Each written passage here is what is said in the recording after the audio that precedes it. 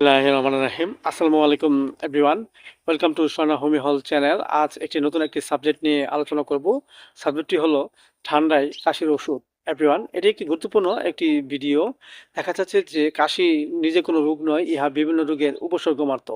কাশি রোগ দুই ধরনের হয়ে থাকে, একটি হলো শুষ্ক কাশি, আরেকটি হলো সরল কাশি। এই কাশি হওয়ার বিভিন্ন কারণ হয়ে থাকে। এর মধ্যে কিছু উল্লেখযোগ্য কারণ হলো আমাদের বডিতে অত্যধিক পরিমাণে ঠান্ডা যদি প্রবেশ করে, কিংবা আমরা ঠান্ডা জাতীয় খাবার পর্যাপ্ত পরিমাণে খাই।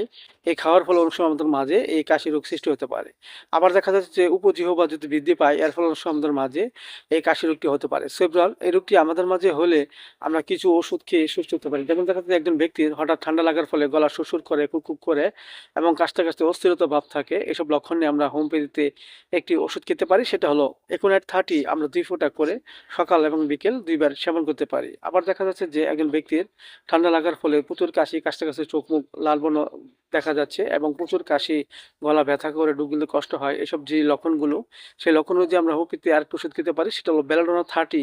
আমরা 2 ফোঁটা করে সকাল এবং বিকেল 2 বার সেবন করতে পারি। আবার দেখা যাচ্ছে পাশাপাশি আমরা একটি বায়োকেমিক বড়ি খেতে পারি, সেটা হলো ফেরাপস 6S। 4টি উপর চিবিয়ে আমরা হালকা গরম পানি সহ সকাল এবং বিকেল 2 বার সেবন করতে পারি।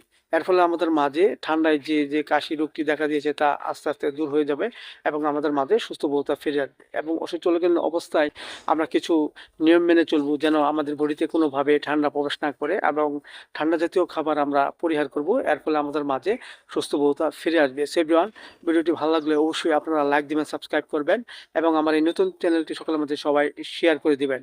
সবাই ভালো থাকেন, সুস্থ থাকেন। Thank you so much.